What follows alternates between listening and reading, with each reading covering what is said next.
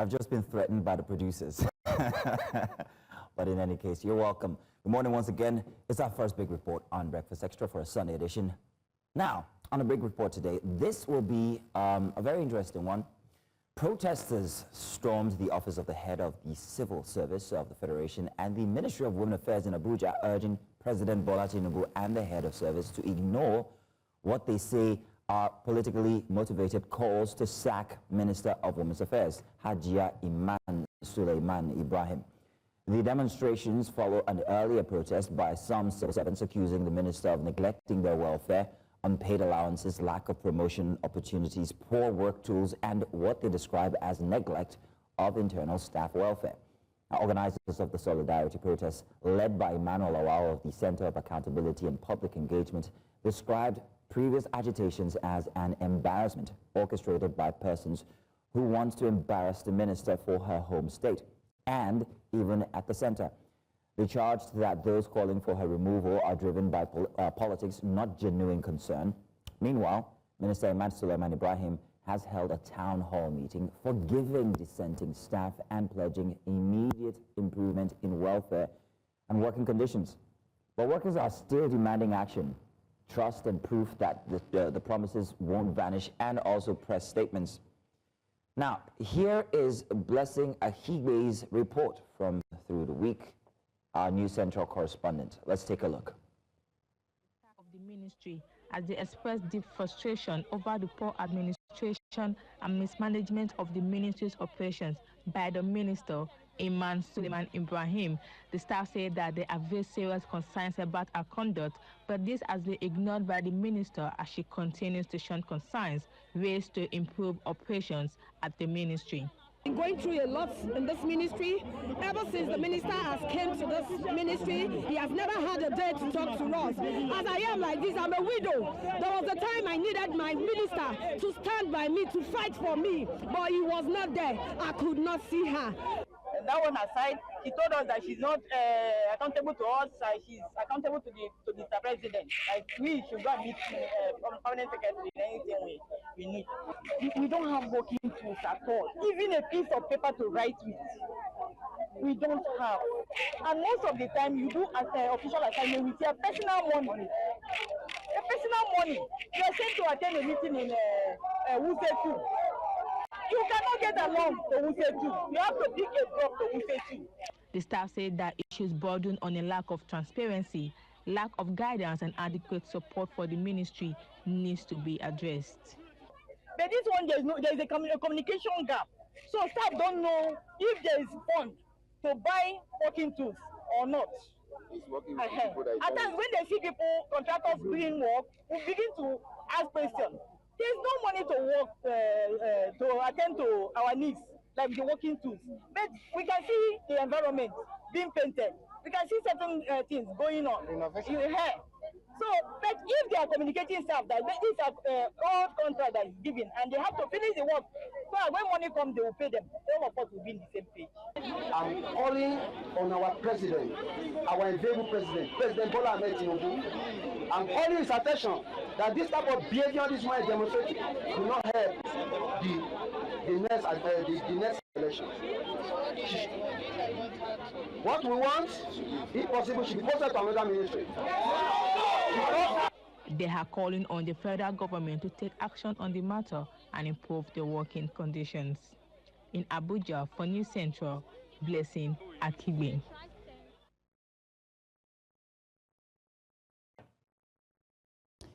So a visible tug of war inside the Ministry of Women Affairs.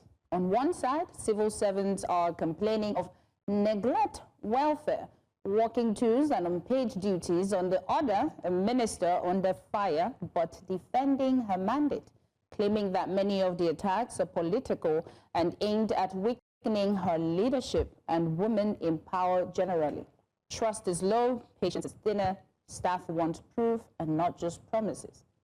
But let's welcome Blessing Akhigbe, News Central correspondent, to shed more light on what's happening within the ministry. Blessing, good morning, and thank you for joining us.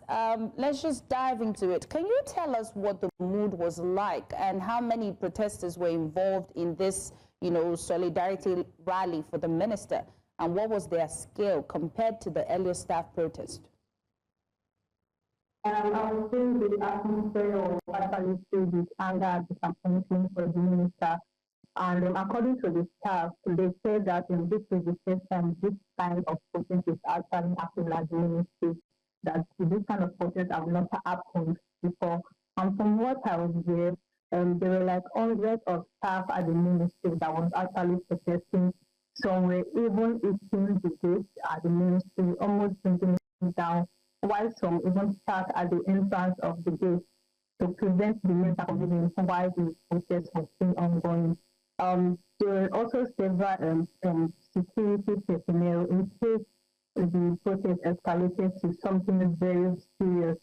And while all this was going on, while protesters, some group of protesters were actually demanding for a removal, the permanent secretary was also pleading on her behalf because, according to her, she said that the minister had an important meeting to attend to before they eventually allowed that. What made it to the the video and what we see online? Were there specific welfare grievances raised by the staff? And when did they start, and what department seems to have been affected the most? I would say all departments were actually affected, and some common areas raised by the staff was unpaid allowance, because some of them have to use their own money to carry out operations at the ministry. Some people complain that they did not even have basic working tools like papers and printers, and that the Akhigbe wasn't even functioning. And they also complain that there is a delay in their welfare packages, and that some of the staff, or the majority of the staff, do not receive the last salary packages. And they also complained that the professional training that was supposed to take place in the ministry have not been done yet. So these were like the main issues they were to discuss with the minister at the town meeting, and I asked him for what actually triggered the whole protest. So, Blessing, after the protest, there was a town hall meeting called by the minister, and in which she said, "I forgive you, but however, things are going to get better." So I'm wondering what you thought about that. What did it seem like? Tell us about the minister's body language. Did it seem like she got the message from the protest, or did it seem like she was just simply trying to make this go away so that normal activities can resume? Do you think that there was, what can you tell us about her body language at that town hall? During the town hall, seeing the minister's body language, I would say that she was actually remorseful about the whole thing that happened. I think she actually wanted a better operations at the ministry, because she addressed some of the welfare conditions of the staff, and she even assured them that she will handle all these issues within the ministry, or rather available resources.